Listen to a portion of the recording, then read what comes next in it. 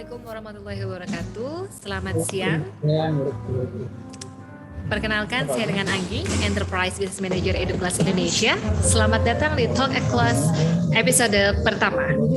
Dan terima kasih telah meluangkan waktu Anda untuk mendengarkan podcast hari ini. Pada episode perdana ini, Talk at Class akan membahas mengenai digital transformasi di Indonesia, khususnya setelah pandemi COVID-19. Pada kesempatan hari ini, Talk at Class kedatangan tamu yaitu Bapak Ade Nugraha selaku akademisi dan praktisi dalam bidang teknologi dan desain yang memiliki pengalaman selama 19 tahun yang akan ditemani oleh Ratna Monika selaku Enterprise Business Manager EduKelas Indonesia. Halo Pak Ade, apa kabar? Halo, baik, terima kasih. Sehat Pak Ade ya? Ya, sehat Bu. Halo Mbak Monik, apa kabar Mbak Monik? Apa kabar? Baik, gitu. Sehat selalu Mbak Monik. Senang banget bisa nemenin Anggi hari ini. Terima kasih Mbak Monik, terima kasih Pak Ade sudah datang di episode perdana Talk at Class hari ini ya. Nah, mungkin kita hari ini kita akan ngobrol santai aja nih, Pak Ade, Mbak Monik. Ya. Kita akan membahas mengenai digital transformasi nih. Nah, mungkin pertanyaan pertama saya boleh tanya ke Pak Ade dulu ya. Oke, Pak Ade, ya. Menurut Pak Ade, apa sih digital transformasi itu? Oke, digital transformasi ya, secara definitif kita bisa lihat bahwa ini terkait dengan perubahan. Ya, perubahan apa? Perubahan data, perubahan bisnis proses dari analog atau manual atau konvensional menuju ke digital, tentunya dengan pemanfaatan ataupun penggunaan teknologi informasi yang ujungnya atau tujuannya adalah memberikan manfaat ataupun values ya istilahnya bagi organisasi atau perusahaan. Kurang lebih seperti itu, Mbak.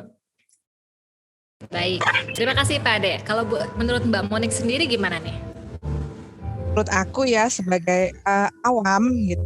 Ya, jadi istilahnya tuh perubah proses dalam suatu organisasi ya yang tadinya serba manual sekarang digitalisasi gitu. Dan itu yang efeknya akan mempercepat sih istilahnya ya, mempercepat dan lebih on time lah untuk proses yang mengerjakan proses yang terjadi dalam satu organisasi. Kira-kira seperti itu.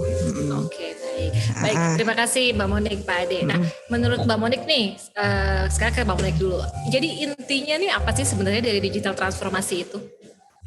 Oke, intinya ya istilahnya tuh ya perubahan secara menyeluruh ya, dan kita udah nggak bisa lagi kembali ke masa lalu. Jadi semuanya diharapkan proses pekerjaan atau segala macamnya itu ya sekarang bisa dilakukan secara digital dan dengan cepat.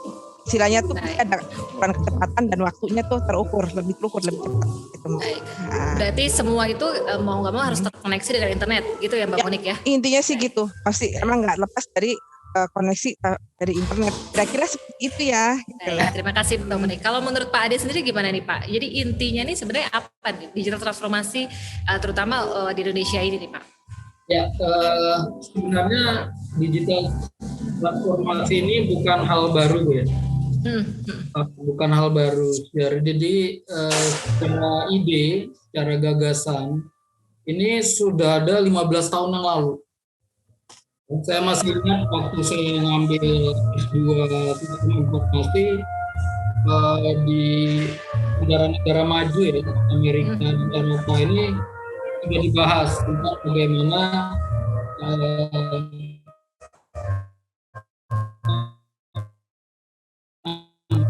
trennya adalah bagaimana kita beralih dari revolusi industri 3.0 yang dipicu oleh keberadaan digital transformation itu sebenarnya ada 3 yang paling utama.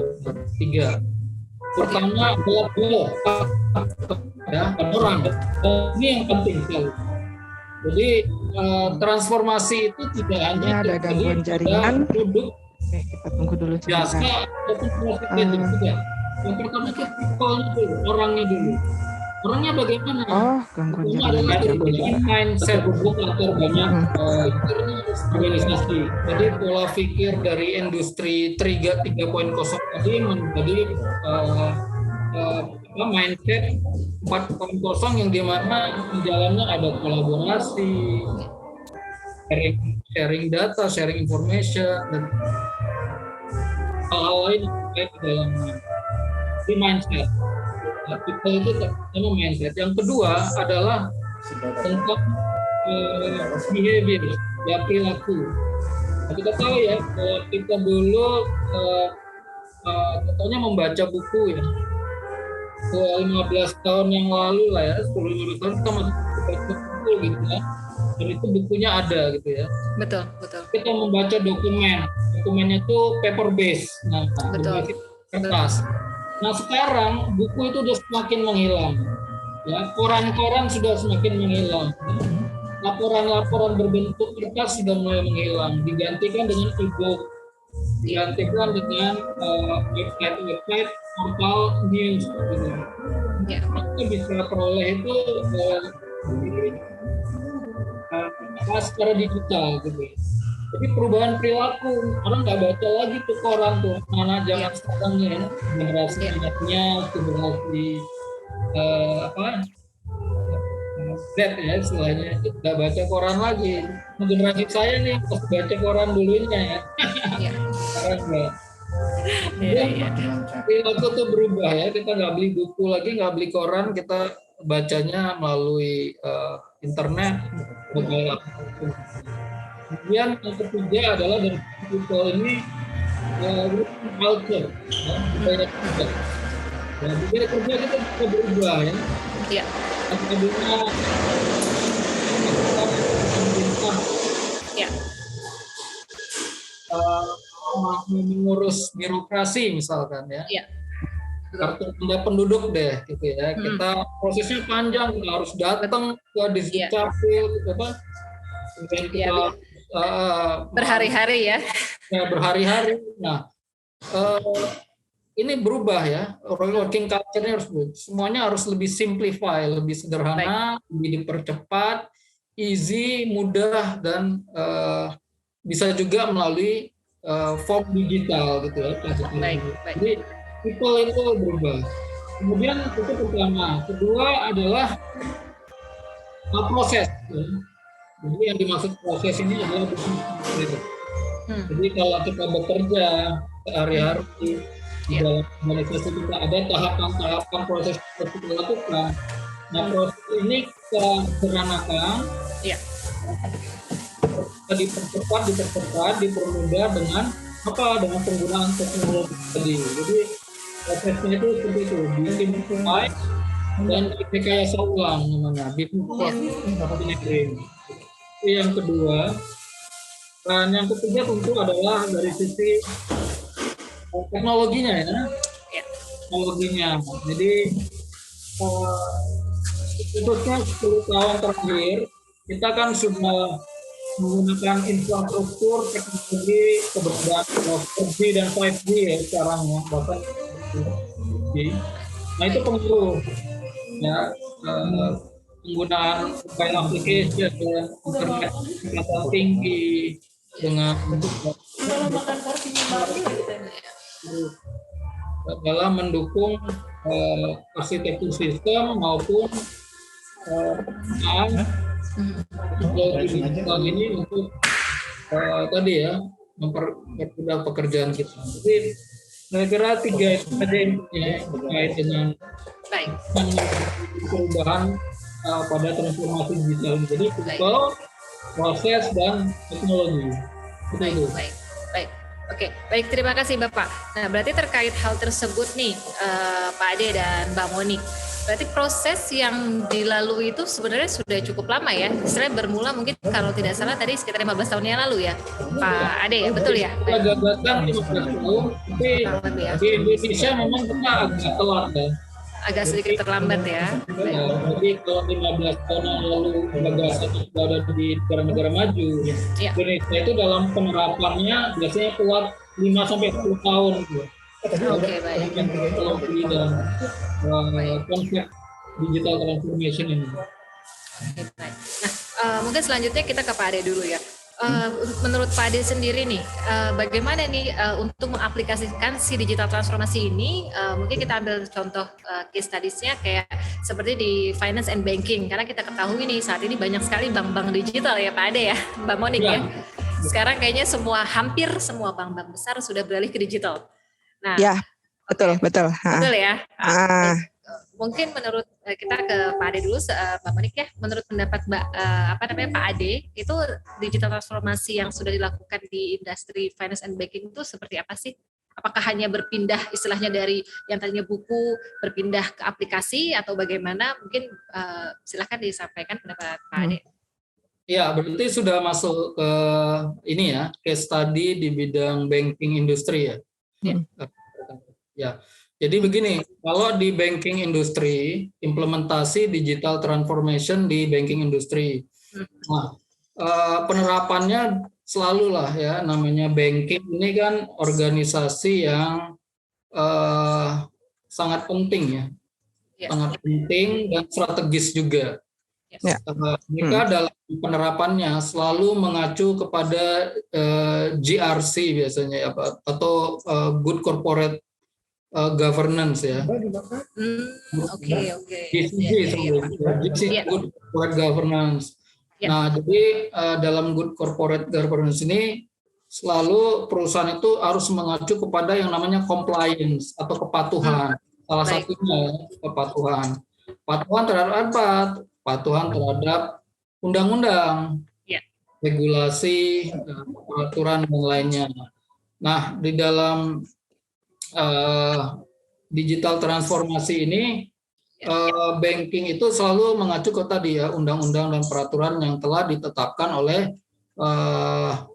PBI dan POJK dia. Jadi dia selalu kalau ingin menerapkan digital transformasi, dia mengacu ke peraturan Bank Indonesia dan peraturan OJK namanya. Nah, dari situ mereka melihat ini sebagai suatu wajib ya, sesuatu yang wajib, sesuatu yang harus dipatuhi, maka mereka menerapkannya. Nah, dalam penerapannya tentu bertahap, rekan-rekan, mbak-mbak sekalian, bertahap. Kalau kita lihat, kita flashback sedikit ya. Boleh. Kita 15 tahun yang lalu, masih ingat. Ini usianya muda semua kan ini, pasti masih ingat ya. Oh, muda dong, tentu saja. Betul. Masih ingat dulu waktu sekitar 15 tahun yang lalu, kita kalau mau ke bank itu harus antri di bank-bank cabang ya, di teller-teller ya. Benar ya? Betul sekali. Bank, ada salah satu bank tuh antriannya bisa panjang sekali ya, betul ya? Betul sekali. Betul. Dan itu kan costly ya, biaya ya.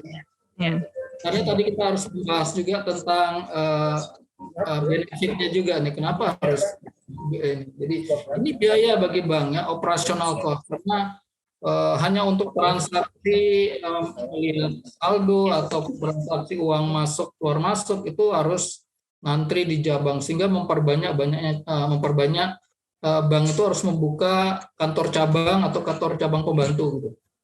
Maka transformasi digital diawali sebenarnya memang dengan merancang yang namanya core banking sistemnya. Ya, bank itu masih punya core banking sistemnya, ya, manual pindah ke digital ya dengan sistem teknologi informasi itu pasti. Tapi kemudian terkait dengan tadi itu mereka mengembangkan yang namanya layanan-layanan lain selain core banking sistemnya. Itu yang disebut dengan internet banking. Tahu ya? Iya. Betul. Ini boleh nyebut brand nggak nih? Boleh nyebut brand nggak?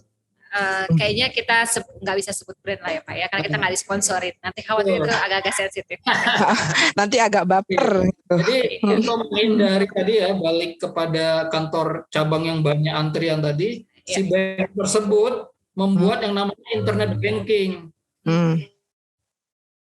Dia membuat semacam portal atau website di mana orang-orang bisa nasabahnya yang sudah terdaftar bisa menggunakan username dan passwordnya untuk melihat saldo, untuk melakukan transaksi perbankan, ya transfer dan seterusnya. Gitu. Jadi tidak perlu lagi datang ke kantor cabang ataupun antri di ATM yang mereka sediakan di berbagai tempat. Jadi itulah pertama internet banking itu.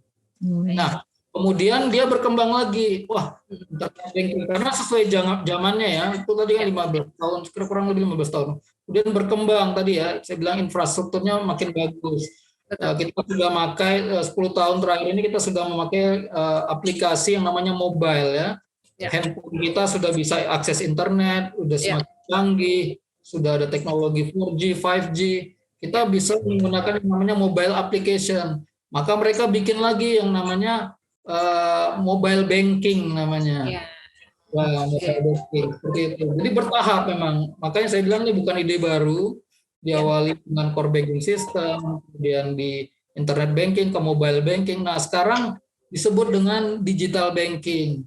Nah, digital banking ini adalah pendekatan yang lebih holistik ya. Nah, ini mungkin sesuai dengan kurikulumnya kelas nih ya dari Singapura.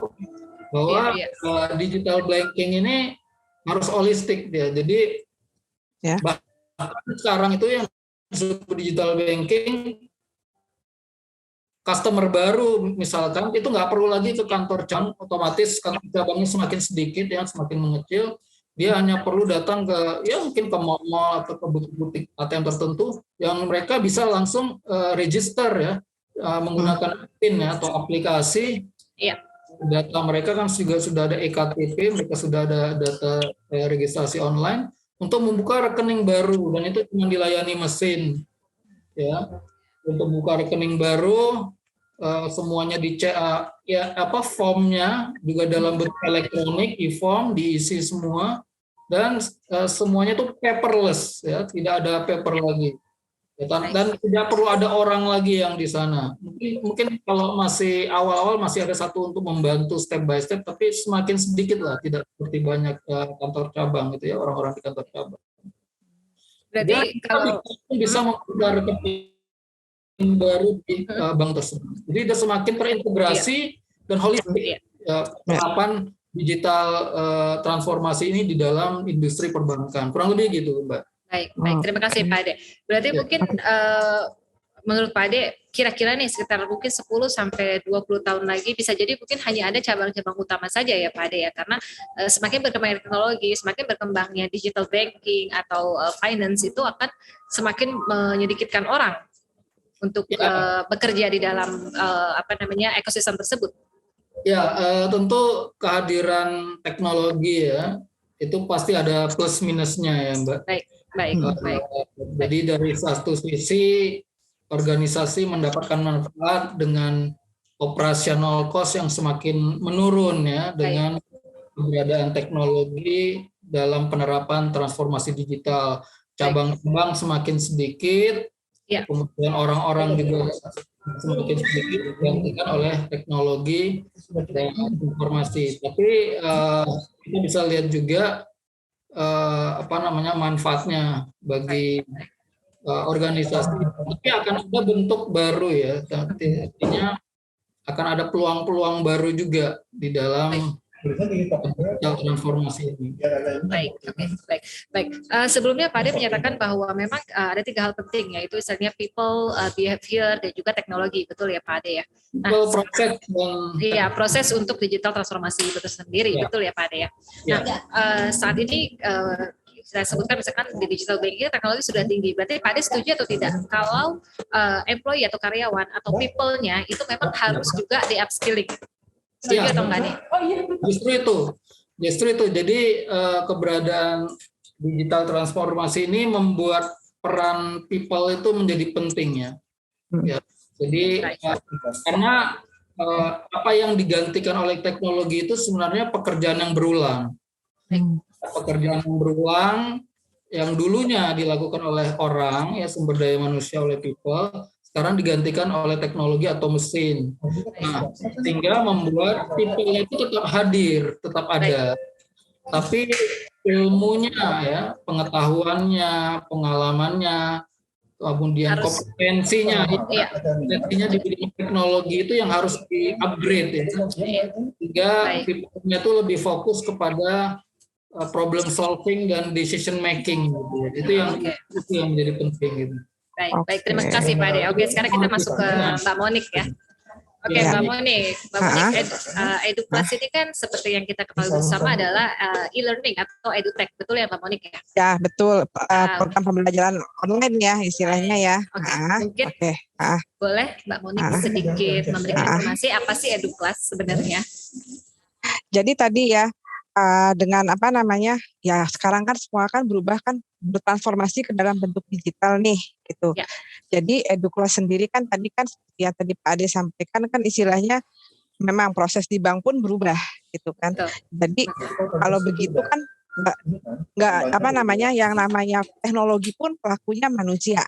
Berarti kan istilahnya SDM-nya itu kan juga mesti di upskilling. Nah, seperti yang Mbak Anggi bilang kan tadi yang sampaikan. Nah, jadi EduKelas ini kita mempunyai paket program digital transformasi gitu. Jadi dari digital fluency, kemudian apa namanya, paling nggak yang utamanya sih digital fluency. Jadi karyawan itu diberikan apa namanya pengetahuan mengenai secara keseluruhan digital transformasi itu seperti apa. Misalnya kalau dikhususkan tadi kayak misalnya untuk automation atau apa, bisa juga kayak ada belajar kayak proses automation atau misalnya robotik, sampingnya sesuatu hal yang seperti itu. Kira-kira yang nanti ada yang secara umum, ada yang dikhususkan sesuai dengan background jobdesk-nya masing-masing. Itu Mbak kira-kira. Berarti apakah boleh saya simpulkan bahwa EduPlus itu adalah sebuah institusi yang mungkin bisa membantu upskilling kompetensi, ya, terutama untuk people di digital transformasi ini. Seperti itu ya, Mbak ya? Upskilling kompetensi digital ya Mbak ya, gitu. Gitu kompetensi digital ya, untuk soft skill apa misalnya ataupun untuk hard skill ya, gitu Mbak. Oke, baik. Terima kasih Mbak Monik. Terima kasih Pak Ade. Sesi hari ini sangat seru sekali. Tapi mungkin dengan keterbatasan waktu kita harus mengakhiri nih di sesi satu ini. Mudah-mudahan kita ada episode-episode selanjutnya nih di Pak Ade dan Mbak Monik. Mungkin sebelum saya tutup, boleh ada closing statement nih dari Pak Ade, terutama digital transformasi, khususnya di finance dan banking ini. Ya, jadi terkait dengan digital transformasi ya, ini sesuatu yang menjadi keharusan. Ya, istilahnya tidak ada pilihan lain ketika terjadi pandemi maupun keadaan seperti sekarang, kita di-trigger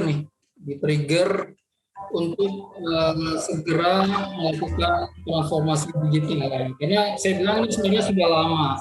Banyak organisasi yang merasa belum perlu nih, belum saatnya gitu. Banyak tuh organisasi. Nah, untuk organisasi seperti ini, baik itu swasta, small, medium, large enterprise, baik itu pemerintah pusat, daerah, profit, Anda tidak ada pilihan lain selain melakukan digital transformasi yang sesuai dengan organisasi yang rekan-rekan lakukan. Kenapa?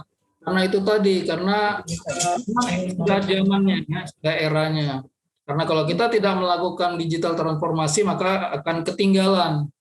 Ya, kita akan ketinggalan, akan kalah bersaing dengan kompetitor kita akan ditinggali oleh customer kita. Mereka akan pindah ke organisasi yang benar-benar siap dan mampu menerapkan digital transformasi sebagai competitive advantage ya, keunggulan bersaing bagi organisasinya, seperti itu. Oke, baik, berarti kita harus beradaptasi dan juga berinovasi terhadap digital transformation itu sendiri. Begitu Pak Ade? Ya, keharusan Bu ya. Itu sebuah keharusan ya, jika kita ingin bertahan ya. Oke, baik, siap. Oke, baik, terima kasih. Oke, dari Mbak Monik ada closing statement, silakan. Oke, closing statement saya sih ya, sebenarnya secara general aja. Jadi supaya kita tetap bisa bertahan ya untuk di dalam era digital transformasi ini, ya kita jangan lupa upskilling sama reskilling workforce kita, tenaga kerja kita dengan kemampuan digital. Baik. Itu aja gitu. Baik, oke, terima kasih Mbak Monik, terima kasih sekali Pak Ade atas waktunya. Baik, rekan-rekan sekalian, terima kasih telah menghadiri Talk Plus episode pertama hari ini. Jadi saya bisa sedikit memberikan closing statement bahwa jika Anda ingin bertransformasi secara digital, Anda harus menyiapkan people Anda atau SDM Anda juga harus membiasakan itu pada kehidupan sehari-hari Anda dan juga upgrade untuk selalu teknologi. Untuk itu, jangan lupa untuk bridging digital skill, gap with class at work. Terima kasih atas waktunya Pak Ade dan Mbak Moni. Selamat siang. Wassalamualaikum warahmatullahi wabarakatuh. Waalaikumsalam warahmatullahi wabarakatuh.